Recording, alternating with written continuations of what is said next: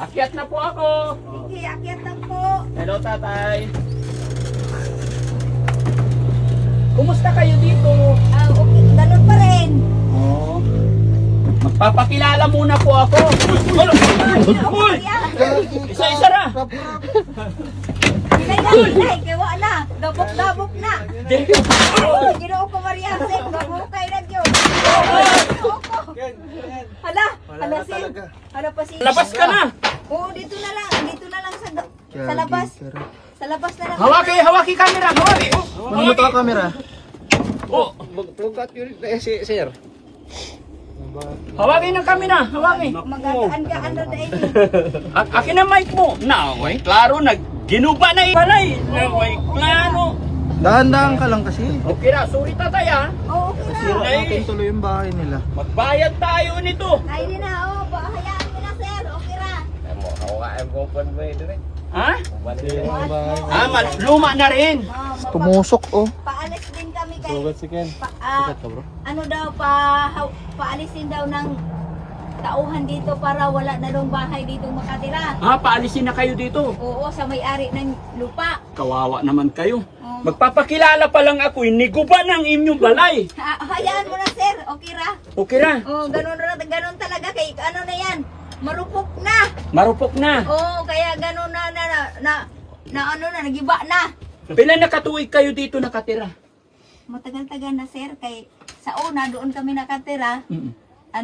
Giniba namin kay ganun din. Nagiba din. Nagiba rin? Oo, nagiba din ang sahig niya. Mm. Tapos lumipat kami dito, yung pangalang mga kahoy na nilipat namin galing doon dito, marupok din, kaya ganon din. Mabilis din masira. Oo. Like, ano yan na kahoy ka na ang lawaan. Kuya JC, diri ka kay wa man akong translator. Oh. Dahan-dahan. Malaglag din ako. Pili. Dyan lang, konti lang. Sa gilid dyan ra. lang. Okay. Yan. O, diri sa gilid ka. Giba. Yan. Tay, anong pangalan mo, tay? Presente. Ha? Presente mago. Tatay Resente, magandang aldaw. Adlaw. Adlaw. May adlaw na Mag-asawa po kayo. Opo, sir. Pila anak? Isa lang. Isa ra. Oo. Ito, yung dalaga. Oo, ito. Nag-iisa lang ang anak ko yan. Alam niya ni Sir Edison. Oo. Alam niya noon pa. Maliit pa yan. Siya na ang vlogger namin. Ay, yung sir, kay... Ayaw yuyok. Oo, Wag. Yaman na siguro si Sir Edison ngayon. Permi, mayaman na po. Oo. Kaya dati, noong nag-vlog siya sa amin doon sa may lupa pa ni ambulansya. Oh. Motor-motor pa yung sasakyan niya. Oh, ngayon, Van na. aban. Oo, kaya mayaman na siya siguro ngayon. Kay van naman ang sasakyan niya dati. Hey, Ngayon. ipakilala mo sa ila mo sa mga anak. Ako muna magpakilala. Huwag na. Huwag na. Ganon. Nay, Pakanana. Ipakanana bata ba? Nay, ako po si Daddy Frankie. Hmm. Charity vlogger po. Hmm. From Pangasinan.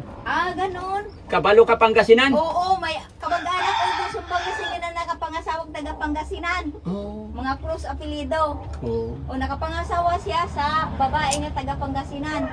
Haman dapit sa Pangasinan. Ay, hindi ko alam, sir, kay yung pamangkin ko, kibali, nasa Bataan siya nakatira. Sa Bataan, okay. O, tapos yung asawa niya, taga Pangasinan, si Dito ka, Jonah. Dorab. Si Jonah yung asawa niya at Pangasinan. Nasa Santa Cruz. Papanga. Oh, Pampanga. Kay ako po diri ka. Kay Pangasinan po dako. Pero adto ako tanan tabangan ko kayo. O, meron yung pamangkin ko dyan na ang kapatid niya na panganay nandun sa Pangasinan nakatira. Sa Pangasinan. Pwede mo na i-vlog mo siya para makita sa kapatid niya doon sa Pangasinan. Oo. Doon yung bahay doon, nandoon. Ah, Oo. okay. Maganda bahay nyo, Nay. Malinis. Hindi, marumi to, sir. Kabalo ka magtagalog, Nay. Dati kay nakatira man ko sandali doon sa pamangkin ko sa Bataan. Sa Bataan. Yung- Gaano katagal po sa Bataan? Matagal-tagal, siguro mga Saglit-saglit naman ako doon. Kaya pag may trabaho ako doon sa Bataan, doon ako umisti sa pamangkin ko. Pag wala na akong trabaho, finish contract na doon naman ako sa Maynila. Bilit-balik din. Nay, ano eksaktong address po ito? Ano to? Puro 4, Manyayay. Manyayay, Lianga, Surigao del Sur. Ah, Surigao del Sur. Ang nasakop ni nga puro 4. Nya kini nga para sitio Bukdayan. Ako na ay taga Pangasinan. Pero ang aking asawa, Campinganon, Maribohok, Surigao del Norte. Ah, ganun. Kaya kasabot ako Bisaya, gamay-gamay. Mm. Pariyarata. Ako hindi ako marunong mag-Surigao nun. Oo. Bisaya talaga ang ano ko, istorya. Oo. Salita ko Bisaya talaga. Unsay ulam natin? Sudan nato today. Gulay. Gulay, wa pa kaya naluto ang gulay ko na ano. Anang dabong na tinatawag na dabong na kawayan. Labong. Labong. Anong trabaho niyo po dito? Paano? Magraraha lang po, sir. Ano yung magraha?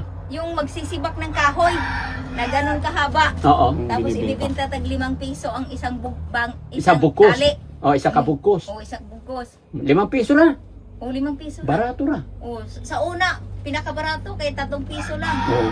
Karon 5 piso ng isang bukot. Si tatay, ganun din. Kahoy Ganun din. ang trabaho. Bakit isa lang anak niyo po? O sa hirap ng buhay naman, sir. Hindi ka pa napakahirap na walang pambiling bigas tapos marami ka pang anak. Pilang isa ka sako bugas diri? Mahal, sir. Kuan dire. 2-4, no? Asa may tupor? Ang isang sako nga bugas Ah, nga kanang 50 50 kilos. Oh. Oh. 50 kilos. 50 kilos. 1.8. 2,000. Kana 2.8. Oh, 2.8 na? 2,800 daw. Mahal, no? Kay 1.4 man ang hapsak. Oo. Awan for half sack. Okay. Ang Si ate, pila ka tuig ang imo anak? ano na, sir? 14 years old na siya. Nag-aaral siya. Hindi pa nakakaaral kay ganang ano galay, wala aming pambayad na pang CT scan. Bakit kailangan CT scan? Kasi sabi daw ng ano, doktor doon sa Butuan, sa neuro, may parang may ano yung utak niya, may diferensya. Kailangan daw CT scan nun para daw malalaman kung anong klase niya ang nararamdaman niya, sakit sa ulo niya. Walang tag-inom na gamot. Dati, mula nung nagpa-check up kami doon sa Butuan, sa neuro, mayroon yung tinatawag na phenobarbital. Pero ano lang daw yun, pang tigil-tigil lang ng kaunti pag sinusumbong siya sa sakit niya. So hindi siya nakapag-aral talaga kahit grade 1. Ang nakapag-aral na niya, grade 4 na sana yan ah. Pero Ay. hindi inano ni sir kay kailangan daw gamutin yung ulo niya. Oo nga sir, pero wala man ako pambayad. Gusto ko sana ipa-CT scan ulit. CT scan nun. Nasa San Fran daw, mayroon ingon tong teacher na principal. Unsay nagan ngalan niya? Mayfloor. Mayfloor. Mayfloor, kumusta? Mayfloor mago na siya. Guwapa lagi. Buyag, buyag. Pero Si buyag. Sir, no, mo na siya na. Imbalhin mi dito si Sir Edison sa una, nag-vlog siya dito sa among ibuya. Na, Oo. nga, dati kay ang mga ano, ang kasabihan doon sa albularyo, may mga engkanto doon nakatira doon sa tinitirhan naming bahay. Kaya alam na ni Sir Edison yun ang pinto. Doon pa. Ano pa yan? Inaano ni Nonong, parang inaano ba siya ng, pero hindi man kami nakakita ng engkanto talaga. Opo. Pero siguro, siya lang ang pinapakita. Siya lang. Basin. Pero makaistorya siya. Ah, baka istorya mo na. Pagkastorya man, pero hindi man lagi matino kay naan naman lagi sa. Mia Flor. Pero si Sir Edison, alam na niya yun. Kaya naghintay lang ako noon na mayroon talaga akong Mia Flor, no? Mia Flor, kumusta ikaw? Gusto mo tinapay? nagkaon na sir. Nagkaon na. Oh, nagkaon na. Pwede mo sulod nay. Sulod dito. Sulod diha. Diyan lang kay basa. Mga hagbong may diri. Akura. Diyan lang. Okay na. Sige. Okay na. Sige, tuloy. Ikaw lang. Akura. Oh. Oh, akura ba? Diri na ikaw kay. Na, mapuslot na ikaw. Uupo ka na dyan. Yan, salamat Nay. Sige. Salamat nakasulod ako sa inyong magandang balay. Bahay kubo namin. Okay na, bahay ko po kay. Maganda naman. Oo, maganda nga. Kuaning among bahay ko po. Eto ka na, igar-igar. Ay, dyan na sir, dyan na. Kaguran. na, Ha? Kaguran. Hindi, sa amin, igar. Oo. Igar-igar ba? Kanang, Sa Gan- Tagalog ganyan rin yan, kung mag-igar, sir. oh. Gaggaran ng niyog. igar-igar sa Pangasinan. Ganon. Igar-igar pa rin tawag sa Pangasinan. Sa Bisaya? Kaguran. Kaguran. O, kaguran ng lubi. Sa Pangasinan, igaran ng lubi. Oo. Oo, ganyan. Igar-igar. Igar. Tanan. Ilocano siguro, sir? Ha? Ilocano? Pangasinan lagi. Nga. Tanan, kung mag-igar-igar ako, kunya may gata. Oo. Iba. Ay, ayan. May Flor, kumusta ikaw? Tagay ko ikaw kwarta. Tanan, pambili ng kuan ba? Tinapay. Si Sir Edison sana, mga musta ako kay matagal na hindi na siya umaano. Upo ka dito, Nay. Upo ka. Sige ra, Hindi. Upo ka pa. Mag-istorya ta pa na Ingkod na. maayo. Ingkod na. Ingkod. Ano bang gusto mong hingiin kay Edison? Matagal Ako na kami. nagsabi ko na noon. Ha? Matagal na ako nagsabi kay Edison na bigyan ako malaki-laking pera na gusto ko sana na pamasahe papuntang Maynila. Kay doon ko sa pamangkin ko kami ng hanap ng matrabahuan. Upo ka dito, Tay. Hindi man ako binigyan niya ng Hindi man ako binigyan niya ng pera na pamasahe papuntang Maynila noon pa. Sinabi ko na, Sir, bigyan mo akong pamasahe. Kahit kami lang dalawa na pamasahe sa anak ko para makapunta ako doon sa kamag-anak ko sa Bataan. Magkano pa masahe? Bakit gusto mo siyang dalhin sa Bataan? Doon, may kamag-anak kasi ako doon, yung pamangkin ko. Para doon na maipagamot. Oo, yun na yung purpose ko, pero hindi pa ako binigyan ni Sir.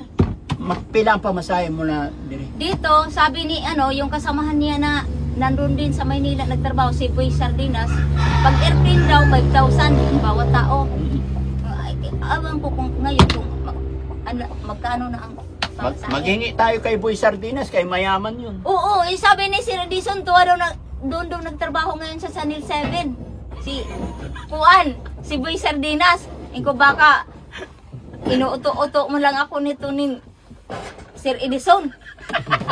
Oo, niloloko ko niya. Sabi niya, yung cell number ng binigay kay Boy Sardinas, pero hindi pala, sa kanya pala yun. Oo, doon ko nakikita sa YouTube. Ikutin si Sir Edison, sinungaling. Sardinas. Bakakon. Kaingon niya, ito, cell number to ni Boy Sardinas. Musagot naman, musugot. Ha? Masagot. Pag tawag ko, pag kulay si Sir Edison man yung sumasagot. Hindi ko sinungaling tagal si Sir Edison. Ingon niya, sabi niya, kay daw yun, kay Boy Sardinas daw yun yung cell number na binigay. Tapos, sa kanya pala yun. Pakuha nga yung bag ko na green.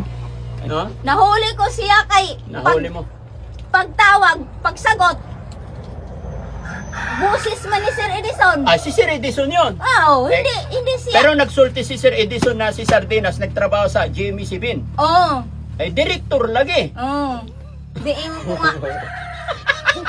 Naghingi akong seal number. Oo. Manghingi. Galing akong tulong. Sabi ko, sige sir, bigyan mo akong seal number ni Sir Boy Sardinas kay nagkita naman ng personal kami doon doon kang ambulansang yuta. Sino, Si Boy Sardinas. Oo, gwapo.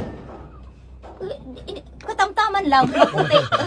Anong tsura? Ha? Hindi ko pa nakita si Hindi Boy ko Sardinas. ma-describe kay basta kay siya maputi-puti siya tapos mapayat. Oo, Tapos mapayat. mabait. Mabait. Oo, siya nagsabi sa akin na 5,000 na ang pamasahe sa airplane. Kamuduha, 5,000 ra. Dili, bawat tao, 5,000. Kasarakan. Isang tao, 5,000. Ayaw mong barko, mura-mura. Gusto gaya ko, pero matagal magod ang barko. Tatlo Matagal ka ang tuwi. barko, Tatlo ka. Tulo Tatlong ka araw. adlaw. Tatlong araw. Oo. Mula sa Butuan sa Nasipit, papuntang Divisoria. Kay kami kay mga to diri. Barko mo? Diri, barko lagi. Oo, pwede mo barko, pero mura lang siya. Tsaka para mapagamot si na may hawak na life. Ayaw na, kaya ba si mangdusin ka? Si Sir Edison noon dati, pag pumunta, minsan hindi ko harapin. Bakit? Kay, hindi naman siya nang totoo. Sabi ko, ito naman si Sir Edison. Pero mayaman na.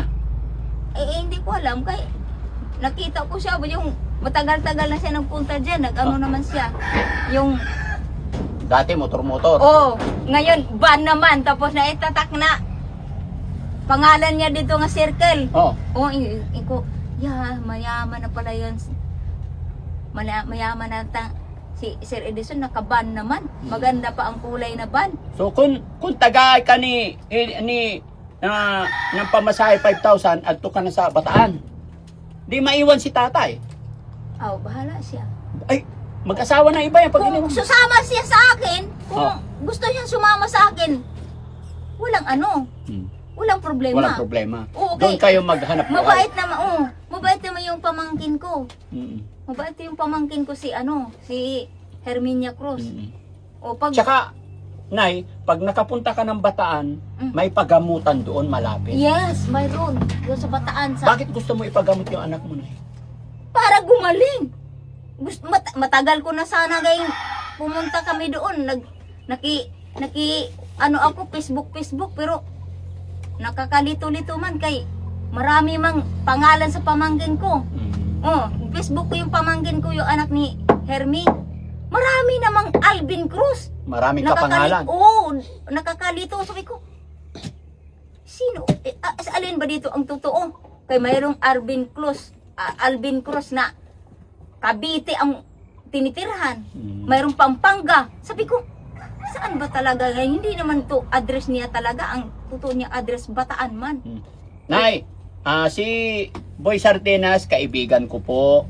Si Edison Butite, kaibigan ko yan. Siya po yung dahilan bakit nakapunta ako rito, si Edison Butite. Sabi niya, puntahan mo sila nanay, yung anak niyang dalaga, baka basin matulungan ko kayo.